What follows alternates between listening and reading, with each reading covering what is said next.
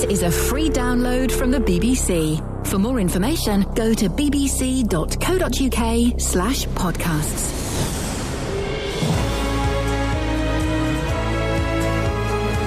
Hi guys, welcome to the podcast. It's a fun podcast. It's the best of Iain Lee on BBC Counties of the Three Radio Podcast. It's the best bits from the week, guys.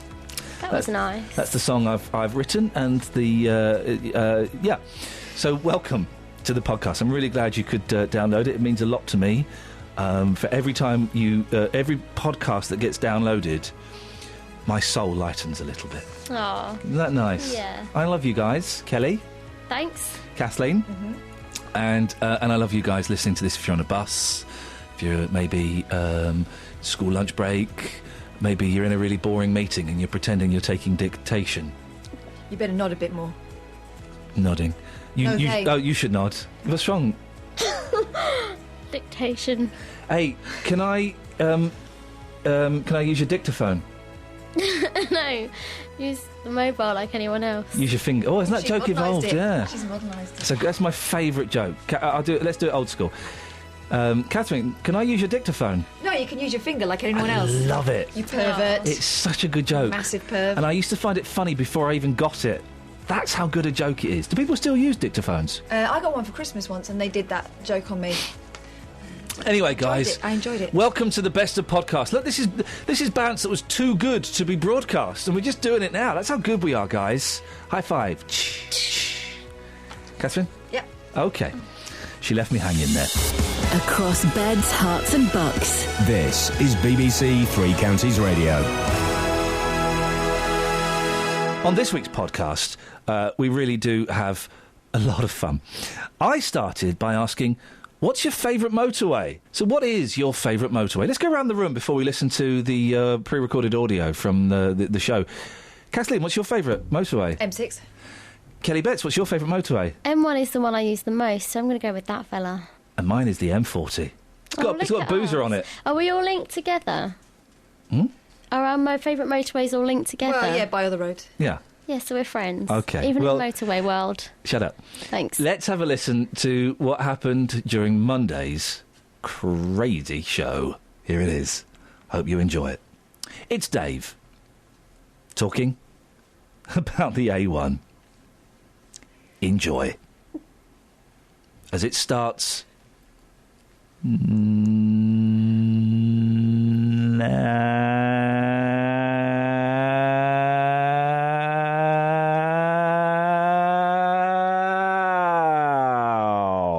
Here it comes. Good morning, Prince. Yeah, it's good. Oh, good morning, Joey Coco. Yes, and you. And you. A1M. Yes, not a motorway. It starts and ends at Potter's Bar and starts and ends at Biggleswade. Well, how can it start... Hang on a minute. Dave, yeah? You've just said something ridiculous. Yeah? How can it start and end in one place and then start and end in another place? It starts in one place and it ends in another place. No, excuse me. If you're coming down from north, you get on it at Biggleswade. Right. And you come off it at Potter's Bar. That's the end. That's the start. No. So if you're coming from London, yes, you get on at Potter's Bar. That's the start. And you get off at Biggleswade. Yeah. So that's the Potter's Bar is the start, and Biggleswade is the end.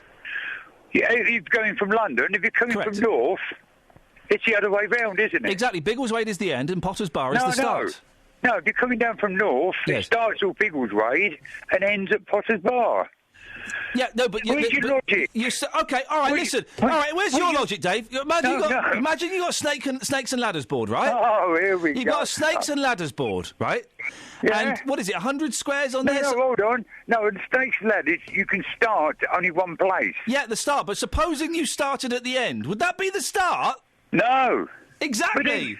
Exactly, that would be the end. You're starting at the... You've got a book, Dave. You've got a book. Oh, you may not have heard of dear. those. They're a bit... Yeah. Let's say you've got a Harry Potter book because you like reading children's literature, right? No, I don't. No, You've right. got the end of the book, right? You're at the last page where it says, and he dies, the end, Oh, right? my God, yeah. Are you starting at the start of the book or the end of the book? No, listen. Yeah, that's the end of the book, isn't it, Dave? No, so, listen. the A1 starts at Potter's Bar and ends at the other place you just mentioned. Look, listen, Hypo Prince. What? It's Hypo Prince. Are you talking about Joey Coco? You. Yes. If you're coming down from the north, Yes. well, you hit the motorway For A1. goodness sakes. Right, that's the start of it. No, For it's people not. coming The up. start of it is Potter's Bar. No, it's not. What are you what? beefing So on about? where did they start building it? Where? Yeah. Well, the A1M's been going for years. Well, It yeah, comes- but it must have started. They must have built it at some point. Weren't there forever? North.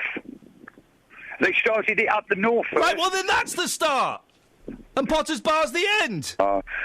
Dear, for all I come on to say about the A1M. Yeah, Oh, I by know the you're way- talking out your backside. By the way, Dennis of Dunstall's going to be very happy now, isn't he, soon?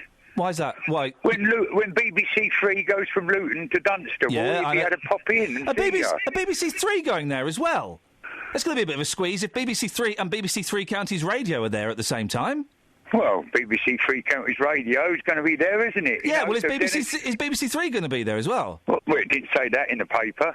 Well, what? Hang on a minute. So who's going to be there? Three Counties Radio. Exactly. And is BBC Three going to be there as well? No. Then what? Oh, for goodness. Catherine, who let him through? Me. Why? I like Dave. This week, the big news story, of course, was Rolf Harris being convicted of various horrible and nefarious offences against young girls and women of various different ages. Now, I didn't particularly want to talk about it, but I felt that we had to talk about it because it was such a big story. But I didn't want to do kind of a lazy, cliched, hey, let's send him to prison, let's bring back hanging, let's castrate and phone him. So I sort of put it out to you as to what you wanted to talk about. Well, Matt called in, and Matt made rather an interesting point. He's suffered enough. He's been humiliated. He's too old. He can't go to prison. It's done. Let's get on with life. He's all over the papers this morning, and you know that. How he must feel. He is suffering now. And he will suffer for the rest of his life. So he doesn't really need to go to prison. What about the women and the children that he sexually abused? Okay, it's done. It's happened. He's now been humiliated for the last, I think, year or so. The 84-year-old, this is from the front page of The Guardian. Yes. The 84-year-old was found guilty of 12 assaults spanning almost 2 decades from the late 60s. The 4 victims, and you've got daughters, Matt, so listen to this. Yes. The 4 victims included a girl of 8 whom he touched after signing an autograph, and his daughter's best friend, groomed and molested from the age of 13. Yes. I know, Ian. I know. He dragged them through the courts, right, knowing what he'd done, and yet he wasn't big enough to put up his hands and say, I've been caught, do you know what? I'll cut this misery short, I'll confess. He couldn't. He didn't even have the decency to do that. And you're saying because he's been on the front pages of a few... he wasn't on the front pages of the papers for a long time because, do you know why? He had a lot of money and he paid lawyers to take out an injunction, meaning he couldn't be named. I knew he'd been arrested 5 months before it came out in the papers because, well, there were rumours all over the internet. But he kept it quiet. So you're actually condemning him. You reckon they should put him away and chuck the key away, yeah? No, I'm not saying that Well, they should... That's what you're saying, yeah? I'm not, Matt. Let me tell you what I'm saying. I'm saying they should give him an appropriate sentence. Not saying they should lock away the key, but yes. What is an appropriate sentence? I don't know. I'll leave it up to the judge. I don't know. Yeah. I'll leave it up to the judge. But I'm saying a man who molested an 8-year-old and a 13-year-old should go to prison, even if it happened a long time ago, even if he's 84 years old, even if he's a millionaire, even if he's a celebrity. Do you really think he's suffered? He's been embarrassed and shamed a bit. You've only got to look at the guy. It's just torn apart.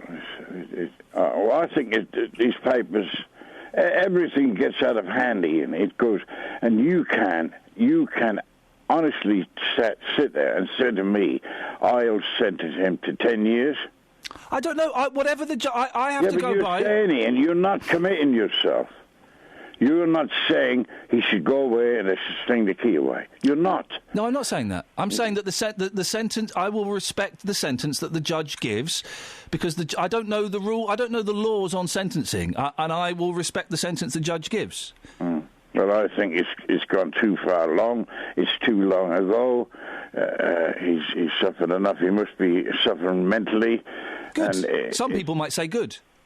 Yeah, probably. Yeah, he molested an 8 and a 13-year-old girl. I know. You've got daughters, Matt. man. I'm harping back. Yeah, I know that. I know. Bloody hell. I've got daughters of my own. I know what it would be like. It must have been terrible. So you think he should just go home now and live out the rest of his life in luxury? He's a marked man for the rest of his life now, anyway. You know, and he'll suffer now for the rest of his life anyway. Whether they put him away or not, you know, that's down to the courts. But what sentence would you give him? A year? 2 years? So even if he goes away, Ian, they've got to protect him and just leave it be. Just close it. Close it. And do you think that finally, Matt, because we're running a bit late, yes, do you think that will bring closure for the women that he abused, the children who are now grown women that he abused and molested? He's come out in the open, and he's found guilty, and that should be enough. After Matt, we spoke to Chris, who kind of agreed with Matt and said that, well, these things happened a long time ago, and, you know, should we be punished for crimes we did a long time ago? Yeah, I mean, I just want to comment not particularly on Rolf's mental condition, health condition, etc., but he's a vastly different person than he was in the 80s, the 70s, the 60s, as all of us are. I'm only in my 30s, so I'm very different. But if I was being held accountable for things I did half my life ago, let's say when I was 18, so at a time when I could have been prosecuted, I could have been put in prison, not particularly me, perhaps other people at my school, other schools, people who vandalised things, people who, you know, went nicking purses at the weekend, you know, maybe over 6 months amounted 20 or 30 offences they were never caught for. Let's say that was provable now. These people in their 30s, should they be held accountable for what they did when they were 18, when they were very different people who are now business owners and employers, people who maybe run charities now, give their lives to the improvement of others, yet they're being held accountable for something, which, if they were caught at the time, they would be put in prison, they would be fined, particularly vandalism and violent behaviour. You know, they're very different people now. So what's your question, Chris?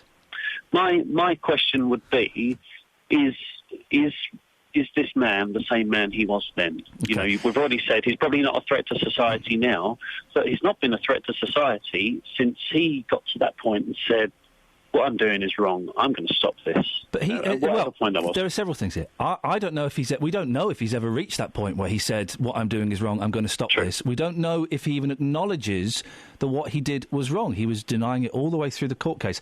And I take your point, but I would suggest there is a difference between teenagers nicking purses and nicking a few CDs and a man in his 30s, his 40s and his 50s abusing an 8-year-old and grooming a 13-year-old. True. And there's a line that he crossed, and quite how far over that line he went in those different cases may be different. We've had so many celebrities in the press lately. You know, this man did this guy. Yeah, but this man, Rolf Harris, definitely did this. It's been proven in a court of law. He abused 2 children and other women. There's no doubt about that. Yeah. So are you questioning whether he should be punished because it happened 30, 40, 50 years ago? I'm not saying he shouldn't be punished. It would have been ideal if he could have been caught at the time, would have been punished great at the time, yeah, and dealt with at that point. He was that man then, yeah, and he deserved to be punished for that. He's not the same man. What benefit? Who's being benefited by putting him in prison? Okay. Let me go through the list of who's being benefited. Society, moral decency, justice, and the women that have been abused. Absolutely, and we do live in a society where we prefer to punish than cure. We prefer to no, do both. Do both. Put him in prison and give him therapy.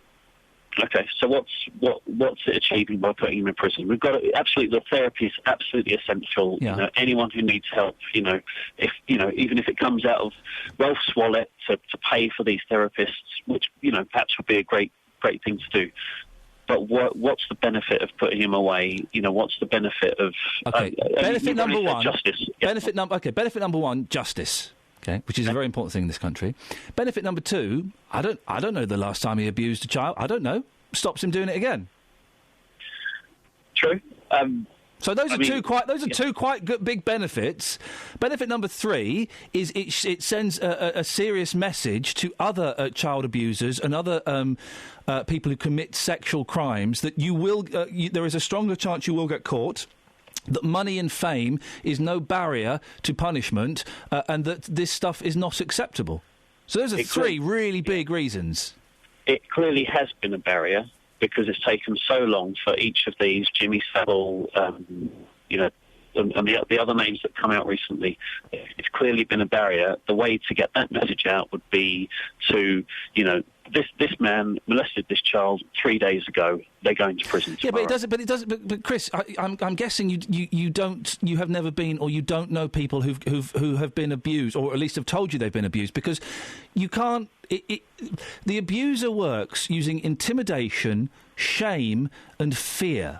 So if a 7-year-old, if a 13-year-old is inappropriately touched or is advanced on sexually, they are so fearful, they are so ashamed, they are so intimidated that they can't go, "Hey, Mum, do you know what? That really famous fella off the telly touched my bum, and I didn't like it, and it made me feel bad, and it made me feel dirty."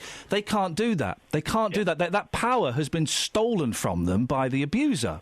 And that's why it often takes years and years and years for the victim to be in a strong enough position to come forward and say, "Do you know what? I'm going to claim back my childhood. I'm going to take back what was stolen from me." It takes a long, long time to be in a position to do that. Well, that's something that society needs to change. We need to make that not a taboo. We need to do everything we can, and there have been moves. Well, then if we send these people to prison, that's one less barrier. That's one more indication that children will be taken seriously. It still won't. You still, it's impossible for us to understand what goes on in a 12-year-old's head, a 13-year-old's head, when they are abused by an older man that they perceive as being powerful. And however welcome and opening society is towards victims of abuse, and I would suggest it's more opening now than it has ever been, a 12-year-old doesn't think like a rational grown-up. Even rational grown-ups don't think rationally when they've been sexually abused. Yeah, absolutely. But I suppose that's where we have to spell it out. This is okay, that's not okay. And that's the other thing you said this morning when it comes to this education, the pants... thing, And one way of spelling out it's not okay is by showing that bad men and women, although it's primarily men, bad men who do these bad things will go to prison.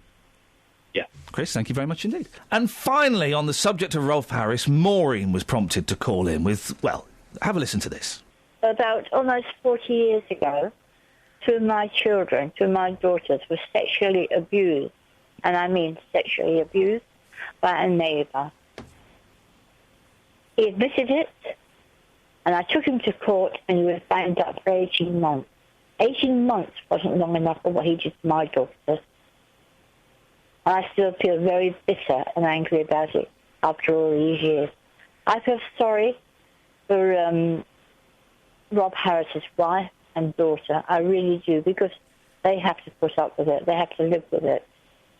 And regardless of age, I'm sorry, but a few months, I think he should be banged up.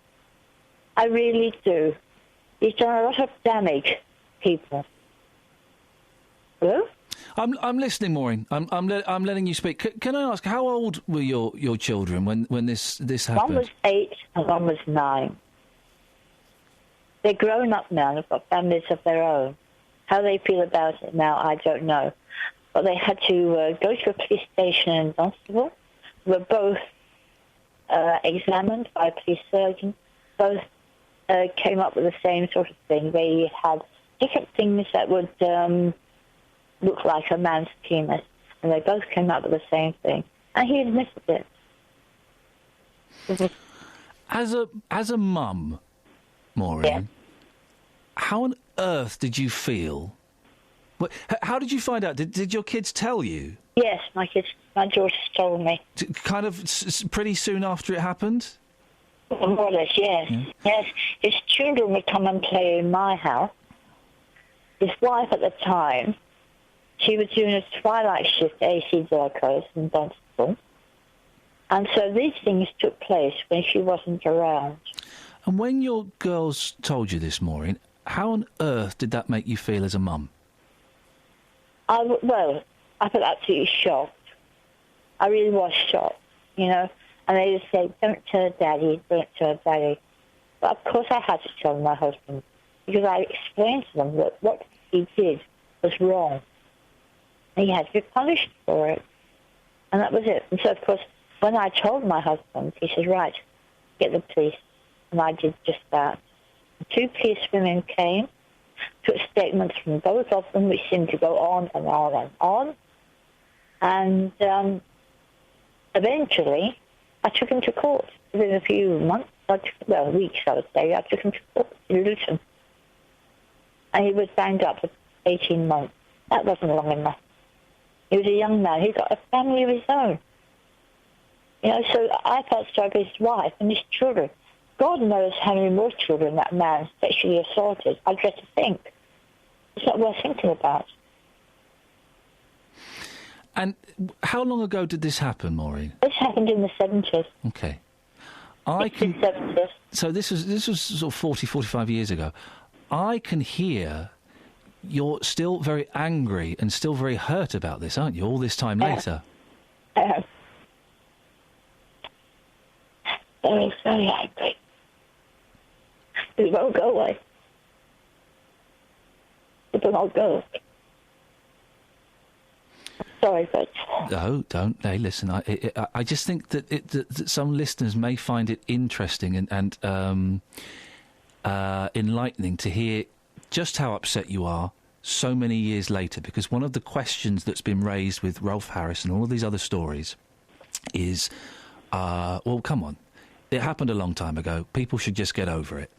No. And it's not easy to get over, is it? No. No, it involves your own flesh and blood. You can't.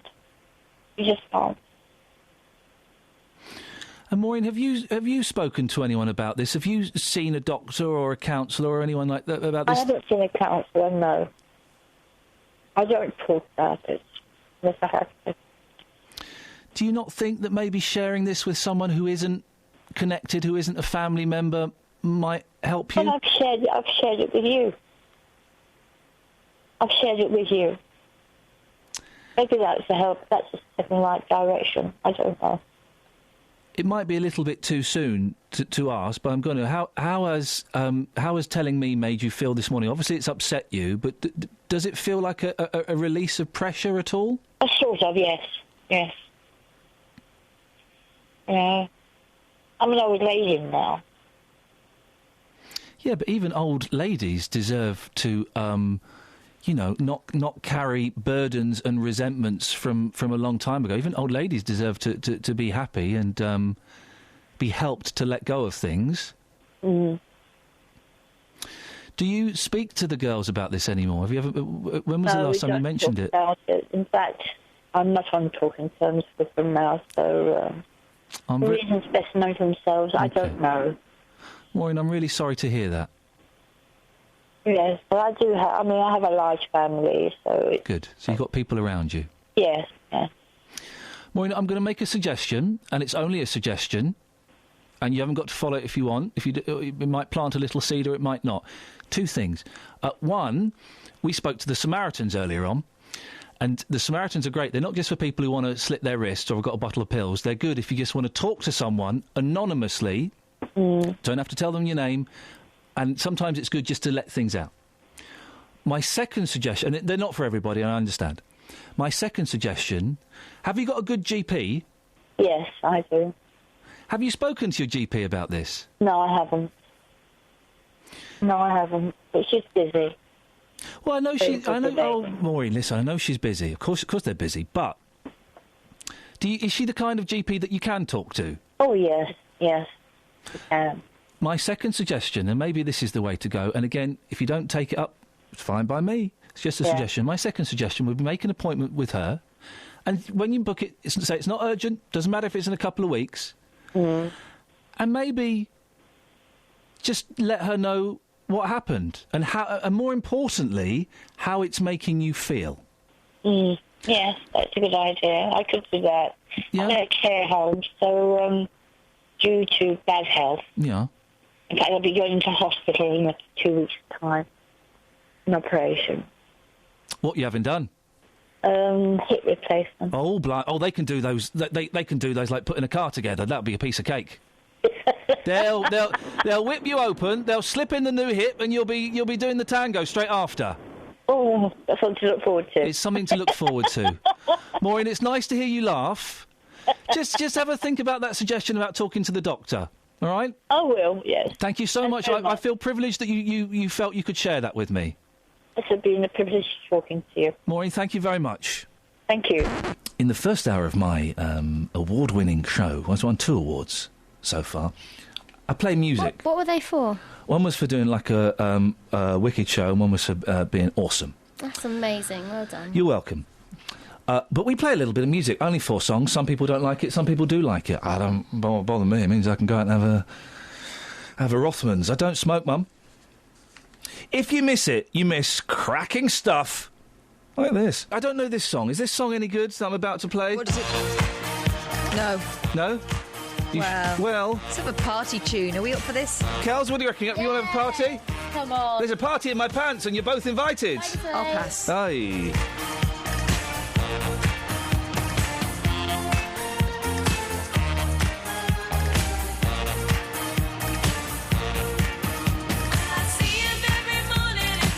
No, I'm so...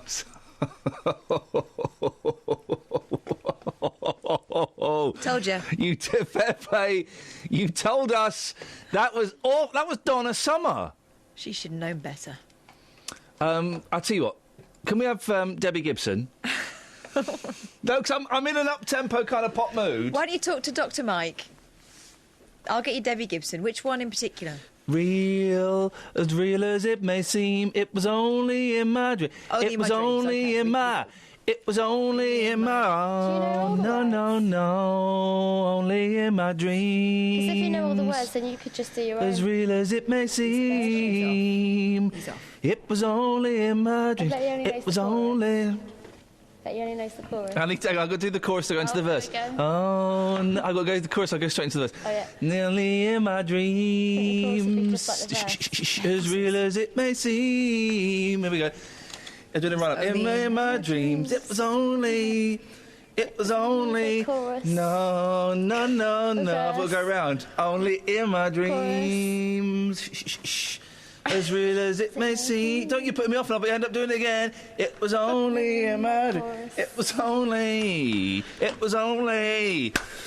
Now I used to love you. Now I know that it is real.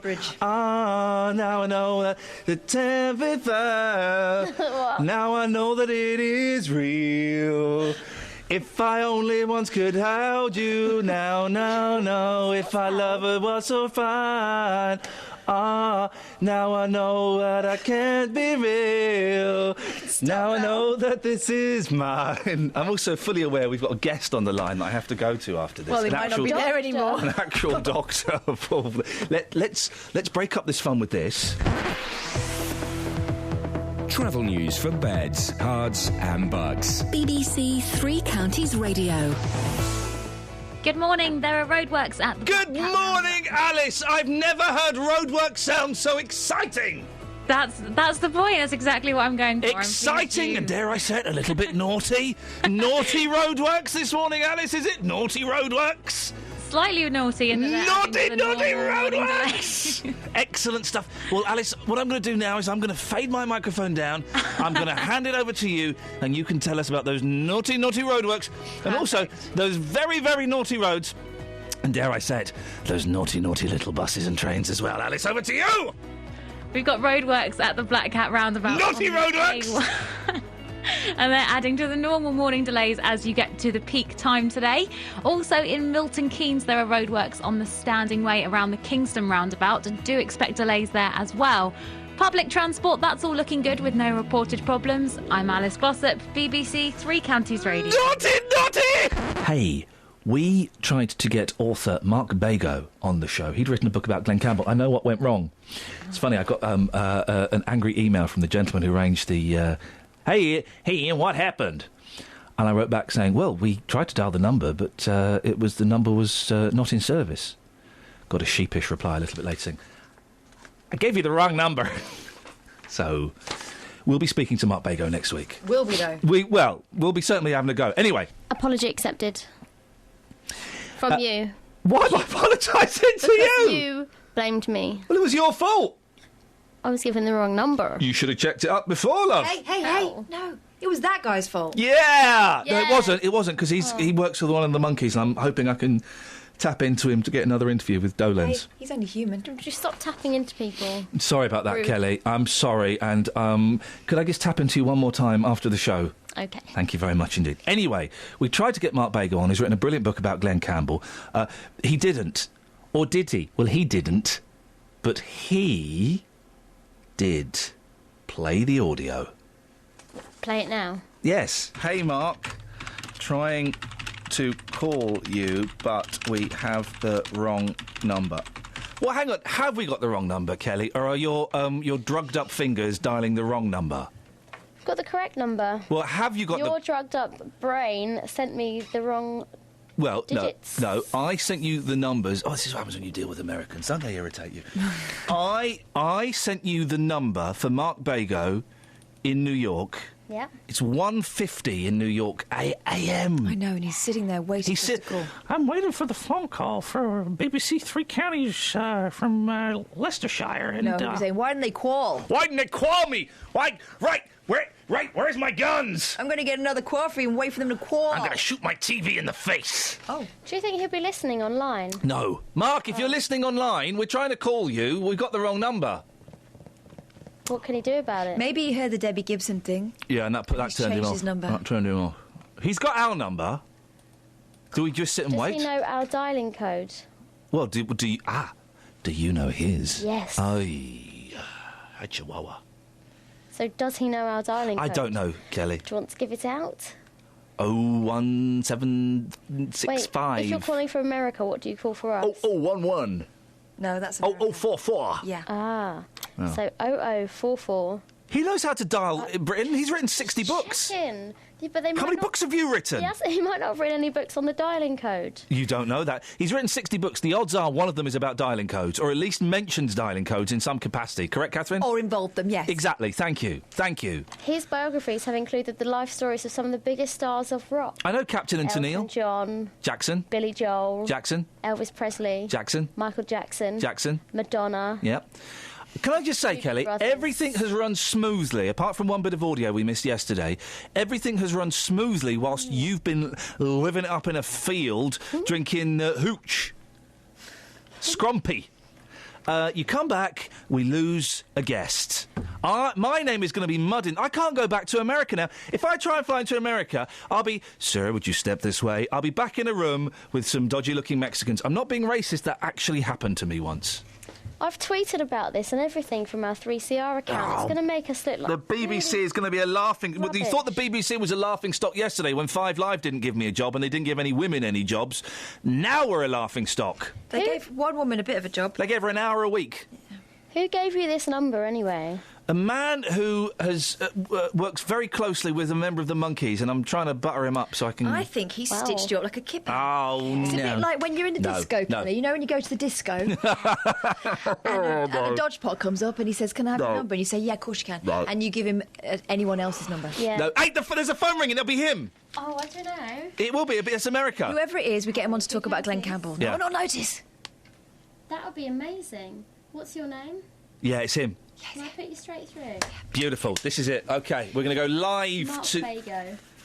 Down the line. We're going to go... No, we've got the real Mark Bago on the line. We're going to go to New York City. One. It's Mark Bago. Good morning, Mark. Howdy, partner. Howdy, Mark Bago here. Mark, great to speak to you. I'm sorry, we obviously got your number down wrong. That's perfectly fine, partner. Now, you've written this book about Glenn Campbell. I certainly have. He was a top-notch bloke. Mr. Glenn Campbell. And why did you decide to write a book about Glenn Campbell?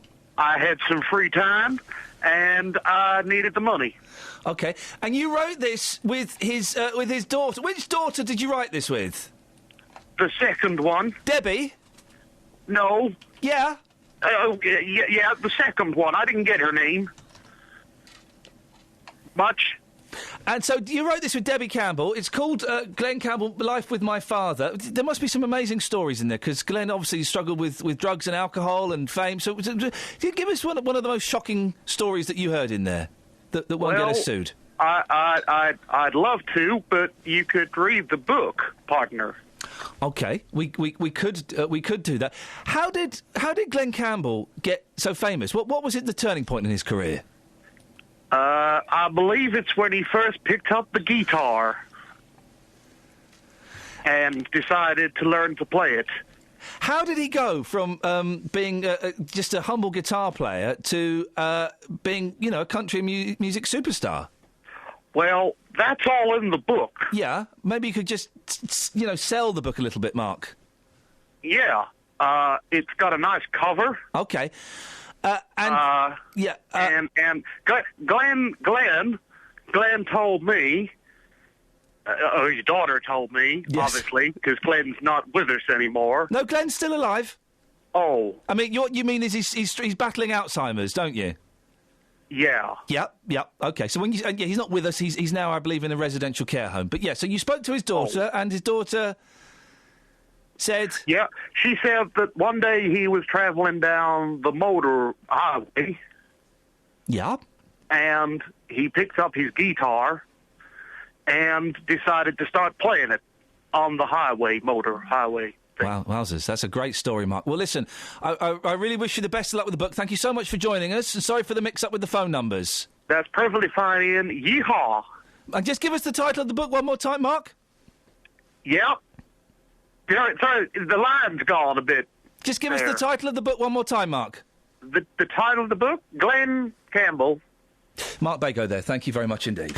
We're on fire today, guys. Fire. Let's have a time out from linking bits from the podcast, and let's just discuss how the podcast links are going. I think we're on fire today. May I just put forward what I make up from this? Mm-hmm. I'm being really, really funny. I'm in a good mood. We're going to go and get some food afterwards. I've lost a little bit of weight, and someone noticed yesterday. Kelly's wearing a very bright dress, and Catherine's not really saying much. I think that these factors combined mean that this is probably the best podcast session we've ever had. I think you perform better with a bit of stubble. Thank you. Which you have. So do you. Catherine? Yes, it's all very good. She has stubble too. Peter in Walmer Green called in, not to have a whinge, but to talk balls. Actually, it was boards. Ironing boards. Covers. If you go to Glastonbury and find an old tent, you could use that as a cover for your ironing board, free of charge. I don't want an old tent. Well, you just cut a piece out and put it on. What, a bit of canvas? Yeah. Onto my ironing board? Yeah. Well, no, the canvas would melt under the heat. Only if it's nylon or that sort of thing. If it's canvas, it won't. Have you done this yourself? We used to do it in a road trade, not particularly tent, but bits of material, just to tie it onto the board. Okay. Quite simple. Well, hang on a minute. That involves cutting up a tent. It would be easier to buy an ironing board cover. Well, you was just saying yours goes very quickly. Yeah. So you could have a long-lasting one. Look at that, and you can give your boys an extra pocket money. What, for stealing someone's tent? No, if it's abandoned, why not?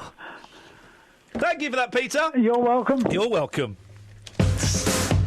Across beds, hearts and bucks. This is Iain Lee. BBC Three Counties Radio. Coffee up my nose there.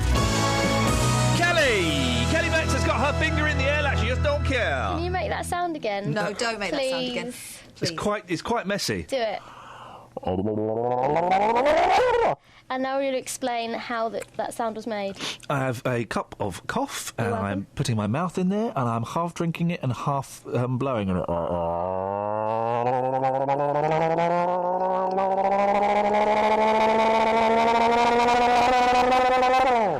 And that, my friends, is the sound of a 41-year-old father of two. Well, exactly, I'm a father of two. This is the kind of rubbish you have to come up with at home to keep the kids entertained. Hey, set your stall out again. I'd rather do it after past. Really? I've got coffee up my nose, isn't it? People are walking by the stall at the moment. Oh, I'm having a break. I'm having a fag break. I'm having a coffee break. I mean, I can, but I'll only end up doing it again after past. That's not me! Stop it. Have a go. Go on. It's more fun than you think. Fun. It really is. Try it. No. Try it with your glasses on. Oh, try it with your glasses on. If anyone's at home and they've got a cup of tea, Or gently cough. put it into your mouth. Or coffee. Gently put it into your mouth and breathe. Try it with your Sue Pollards on. Go on, Kath. She's got her Sue Pollards on today. She's a nice lady, Sue Pollard. I met her. Go on, Kath. Go on, Kath. Go on, Kath. Go It's been about on, one day. Go on, Kath. And this is what Go happens. on, Kath. Go on, Kath. Just saying. Go on, Kath. Go on, Kath. No. Go on, Kath. Go on, Kath. Go on, Kath. Go on, Kath. Do you know, I've got 3 A's at A-level I got. Yeah, I was rubbish at sport. Then I went and did a good degree. And I thought, I'll become a journalist. Go on, Kath. 15 years later, Go on, Kath. Go on, Kath. this is what I deal with. Kath. Go on, Kath. Are you going to do it? Go on. Go on! Go on, I'll tickle you at the same time. Yay! We're having fun! We're having fun, guys! Still going having fun, man! I know she actually wants to do it. Yeah, I know she does as well. Because the hand is like as if it's about to reach for the coffee. I tell you what, we can make it a competition and you can win it. Yeah, Kath, go on. You can win a competition. You can win a luxury holiday in Spain for 7. You'll be the best at doing that Thanks to Betamax Airlines. than any of us. Yeah? Go on, Kath. Hey. The quicker you do it, the quicker Iain will get to travel. Come on, Kath, do it, please.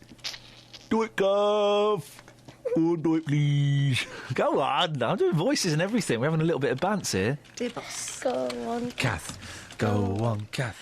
Go on, Kath. You said Go on, Kath. 6 weeks. Go on, Kath. Go on, Kath. It's been 6 months. Go on, Kath. Go on, Kath. Please, put me back on news. Go Love. on, Kath. Kath. Go on, Kath. Are you going to do it or not? No, I'm not going to do it. Bums. I don't get... And when I said the other week, we should make Matt Lockwood a regular feature, that was obviously a joke, and I thought you guys would have got that. I thought what he had to say was very interesting. I think we should make Matt the new breakfast presenter. Oh, right. Forget that. He's a plum. He's like not Mel Brooks. Melanie C? No, he's nothing like Melanie C. Mel B? He's like Albert Bennett. Alan Bennett. He's like Alan Bennett on acid. How do you know? I had a particularly intense weekend with Alan Bennett once. I know exactly what that's like. But he came in to talk about herons again. This counts as. It's not just a heron, though, is it? It's a living plant. Yeah! This is what counts as a news broadcast feature thing. Well, last week we had Matt Lockwood got angry about a pond. Matt's here this morning. Good morning, Matt. Good morning. When I said let's make this a regular feature, I was joking. Well, it deserves to be told, this story. I'm not sure it does. I think it does. I'm not sure it does. Well, I think it does. So we're going to argue about if this should be on your show or not. I'm not sure it does. Well, I think it should be a regular feature. Well, I've come in this morning at this time for this. Yeah, we'll do it. I could have been slept in. You could have been slept in. You're right. Whatever that means, we'll do it. But I want it to be noted for the record. Right. I didn't mean for you to come in and do it. Really? Okay. Well, this is a genuine issue in Watford. It's the biggest story in Watford at the moment. Well, anyway, you do your script and I'll says a come lot in. about Watford. Dear. There's a pond in Watford. It's the focal point of a £4.3 million makeover of the parade in Watford, and it was gussied up. I've never heard of that word before. Is that a Catherine word? Yep. What does it mean? It means done up, smarted up. It was gussied up in time for an official open. This is BBC Three Counties, not BBC Stupid Northerners. Oh, hang on. Sorry, Matt. Oh. Sorry, Catherine. No, I'm not a stupid northerner. I don't take any offence to that. She's such a clever woman, Catherine. It was gussied up in time for an official opening, thank you, by retail guru Mary Portas. Trouble is, it turned green. And you, Matt... I was gutted. Can I press go? Sure. No, that's not right, is it? Yeah. Are you sure it's right? I don't know. I've got Watford Pond clip 1. Right, here we go.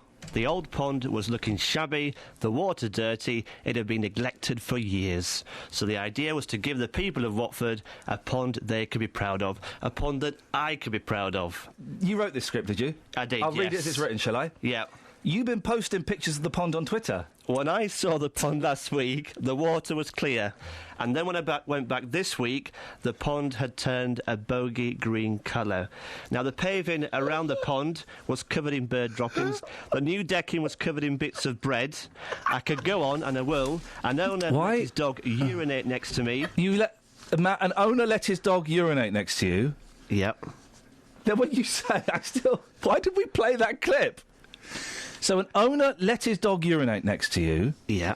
How did that make you feel as a person? Wait a minute, you're meant to say the council said the appearance of the water would vastly improve after they fixed a fault with the filtration system, but has it? Well, yeah, no, I've just gone off the script a little bit. Right, I'm okay. having what I like to call, I don't know, a conversation. A conversation, anyway. How did the dog... it wasn't just the dog urinating next to you, it was the fact that the owner had allowed the dog The owner had allowed the dog to urinate next to me. How did that make you feel as a person? It made me feel very unsettled. You're outraged, aren't you? It meant that I couldn't dip my toes in the pond.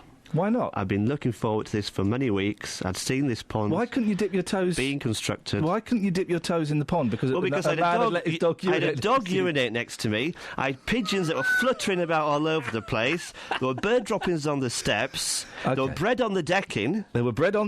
You've heard it in the clip. When I went there, we had bread on decking for tea and we were grateful. Now, OK, let's go back to the script. The council said the appearance of the water would vastly improve after they fixed the fault with the filtration system, but has it? So, backed by no popular demand, it's our Pond Life reporter, Matt Lockwood. Matt, is the water any clearer? Well, I went back to the pond yesterday, He's Iain. reading this. Remember, we were promised... He's reading this as though it's a conversation. We were promised a vast improvement in the appearance of the water. He's pointing the finger of truth at me. Now, perhaps this new filtration system needs a bit longer to bed in. So the water is still a shade of green. I described it as a bogey colour last week. Now, to be fair to the council, it's a bit clearer. Now, the fountains have been switched on at last, all 3 of them, so they make a nice sound. Page 2 of the script. But the steps are still covered in bird droppings. Now, eventually, I rolled up my trousers and had a dip in the pond. Shall I play this clip? So it's a moment I've been waiting for. Finally, I can put my feet in the water. And the water is a bit cold, but it's very soothing. I've just seen a cigarette butt there. Might ask other people if they want to join me and dip their toes in the water. Do you want to dip your toes in the water with me? No.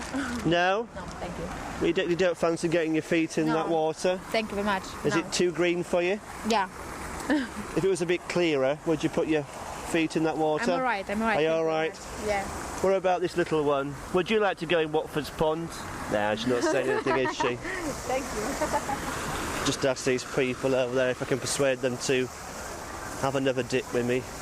Sorry to bother you, you don't fancy dipping your toes in the water with me, do you? Fine, thank you. No. You're not too enthusiastic about the new pond then? No, fine, but we're having a business meeting. You're having a business meeting? Oh, sorry.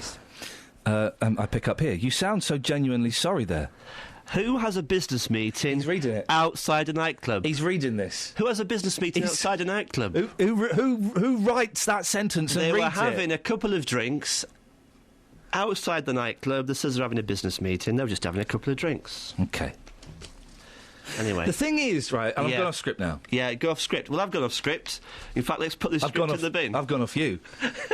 You were worried that people would go in and mess around in the pond.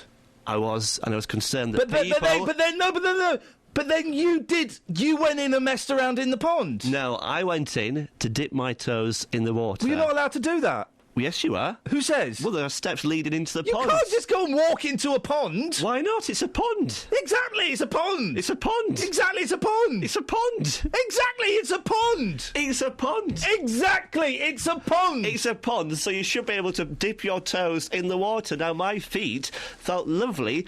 As I says, the water was soothing after I went in the pond. Did you touch the giant heron?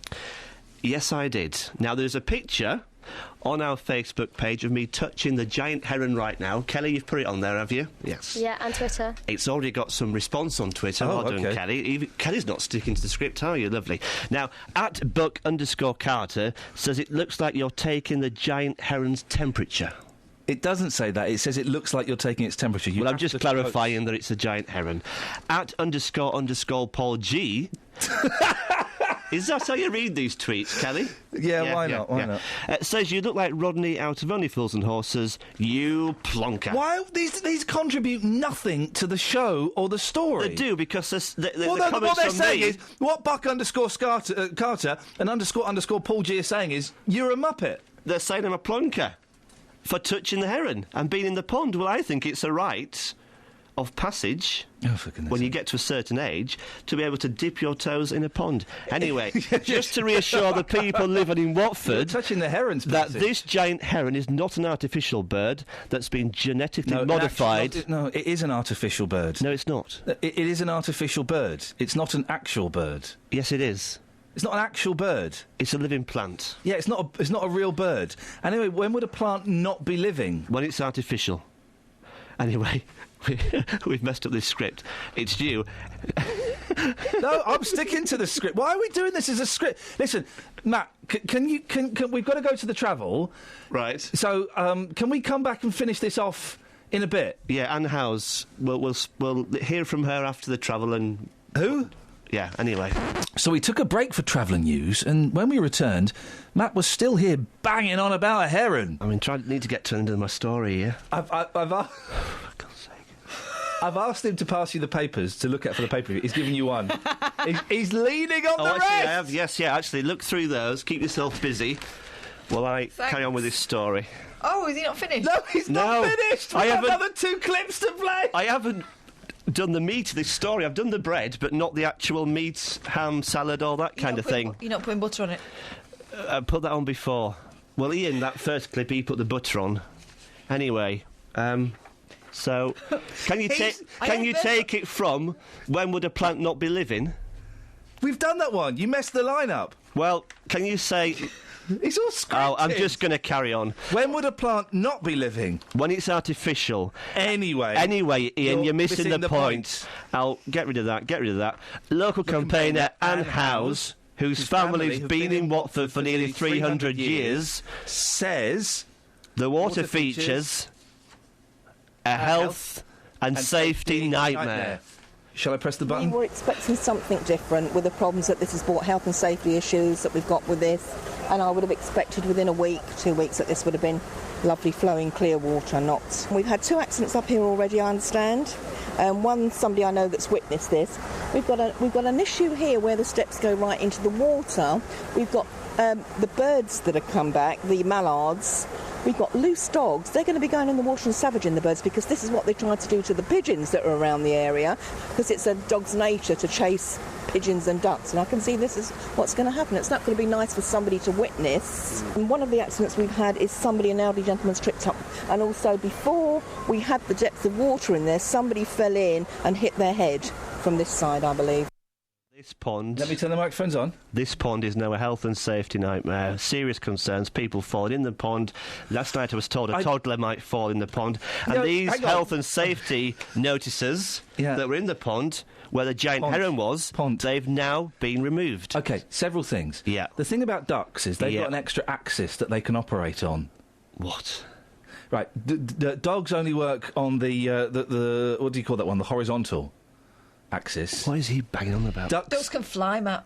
Really? Yeah. Will not fly very so well. if you've got a dog bounding towards you, Yeah. slaver, and it's I'm going to savage you. Yeah, Fly off, don't you? savage You fly You off. dirty rats. But they can't get very far, can they? I mean, In the ducks. sky's quite far. What ducks can fly like pigeons? Yeah. Really? Anyway, I still think it's a genuine Don't you concern. remember Yeah. flying ducks your mum had on the wall? Never had those things on my Oh, you wall. went posh. That's tat, innit? I mean, Are we anywhere near finishing this tedious story? And it's an important issue to people like Anne. right. I'll just skip this. Anne says the money would have been better spent elsewhere in the town. I wouldn't consider what's down there as much better than what there was before. What should have been done was the lower part of the town. Marks and Spencer's, where you've got great big boulders lifting. If somebody fell there, their head would go straight under a vehicle coming up the town. So this is where the work should have been spent. This is where the money should have been spent down the bottom of the town. So £4.3 million has been spent in the wrong place. It should have been spent at the bottom of the high street, rejuvenating that area, not up here. Absolutely, absolutely, no doubt about that. And that's lots of people's concerns about it as well. So all this money wasted when it could have been put to better use down the bottom, where it still needs doing. It is a tale, if you like, of two halves of the town now, isn't it? And I don't think that even when the Watford Live is finished, that you're going to get any more people up here than what you did before.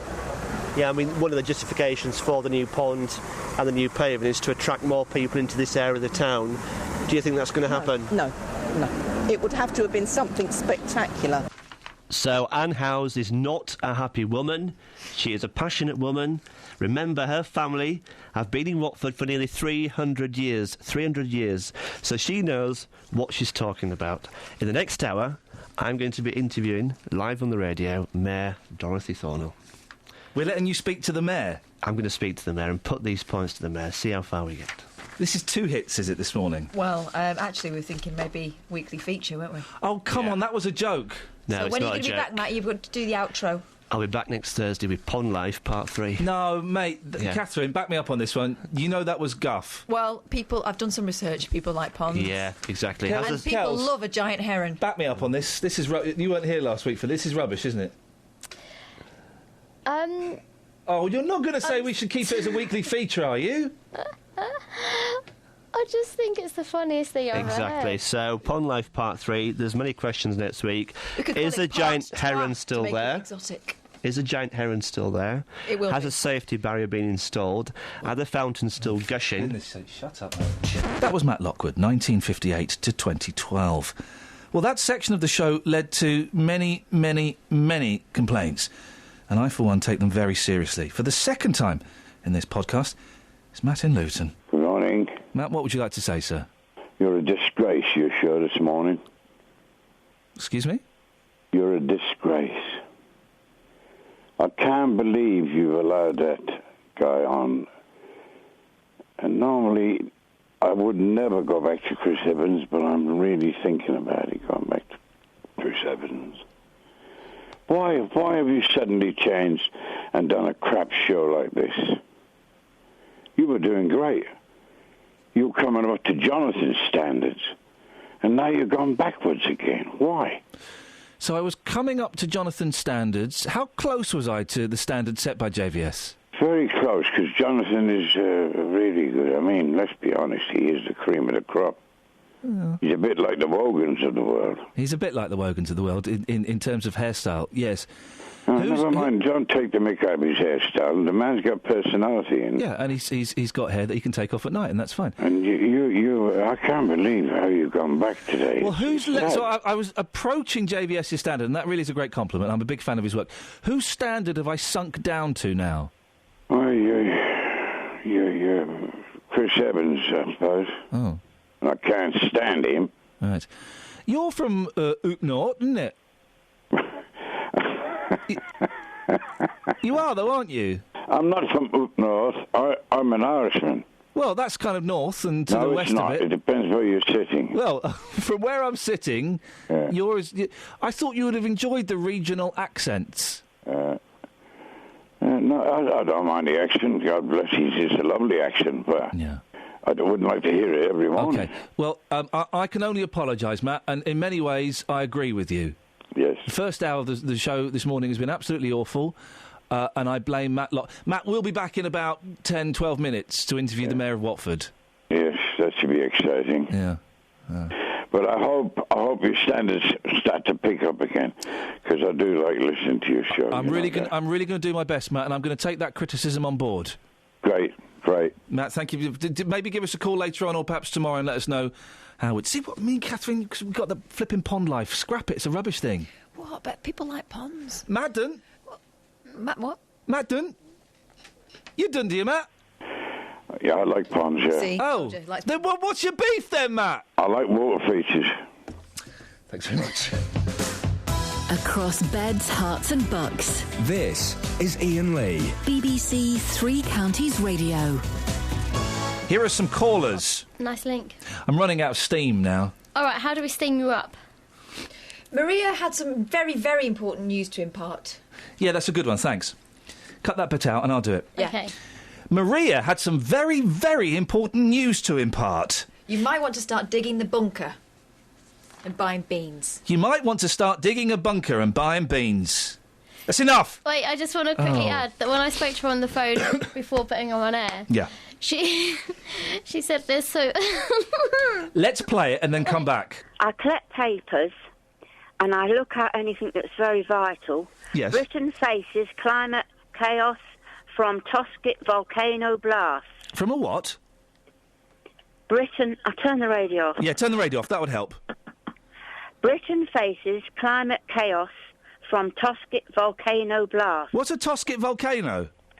Britain's greatest future threat may come not from flooding, terrorism or economic collapse, yes, but from a super volcano eruption. And we don't want a super volcano eruption. What? In Iceland, a cabinet officer report is... This is terrifying.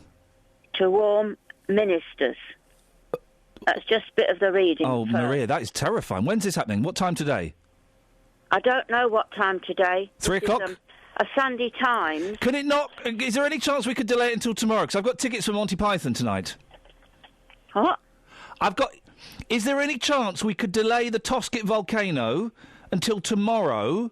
Because I've got... How do we know it's going to come? Well, I've got tickets for Monty Python tonight, and I would hate that to be ruined by a volcano. I've spent a fortune on these tickets. Such an eruption would blanket the UK and Northern Europe with ash and Toscot fumes. Creating climate chaos. What are Toscot fumes? Don't ask me. Is that like a load of cows doing a blow-off in a field? I shouldn't think so. I should think it's ash. Well, no, that's the ash. You said the ash, and then you said, and Toscot fumes. Yeah, I've just read that out of the paper. I know, I heard. Are you worried, Maria? Well, I am about this. I think the ministers should know. What are the ministers going to do with it? Hello? Hello? Oh, you're still there. What are the ministers going to do with it? You tell me. You tell me. Including roastingly hot summers and bitterly cold winters. Well, that don't sound so bad. A cycle could last several years. The report will warn. Punctuation is such a faff, isn't it? You're still laughing, Kelly. 6 minutes later. Why was it... What's so funny? She said... When she rang, she said, I found a news article and there's going to be some volcanic Chakos. And I said, what's Chakos? She said, it's Chakos. And I said, spell the word you're reading. She said, C-H-A-O-S. And I said, chaos? Chakos. She said, yes, lots and lots of Chakos. Now, you picked up in that, which I didn't pick up, the bit we've just heard, another word that she was saying. Tostig. And I thought, oh, maybe it's one of these sort of, like a Sandy Toksvik, a Swedish import. Yeah. She's not Swedish, Danish. She's Scandinavian. Racist. Of some kind. And, no, I think she was saying toxic. Because I thought it was a... volcano. Having heard it back just then as we did, because we listened to all the bits that we played, but not put in afterwards, I thought she was... Yes, she was trying to say toxic. I thought it was a place name in Iceland. Tostig. That all happened Monday to Thursday this week. We're recording this on the Thursday. We don't know what's going to happen in Friday, but you will. I know now. I know what's going to happen. What? I'll tell you in the meeting. But it might not be good enough to make the podcast, so the podcast might just end now. No, it cannot end now. We have to have something from Friday's show in the pod. We've got quite a lot already. And here it is. But if we don't have, then you'll just hear this, which is Iain saying bye. Bye. Thanks for listening to this free download from BBC Three Counties Radio, your local radio station for beds, hearts and bucks, on FM, AM, digital radio, and online at bbc.co.uk/3counties.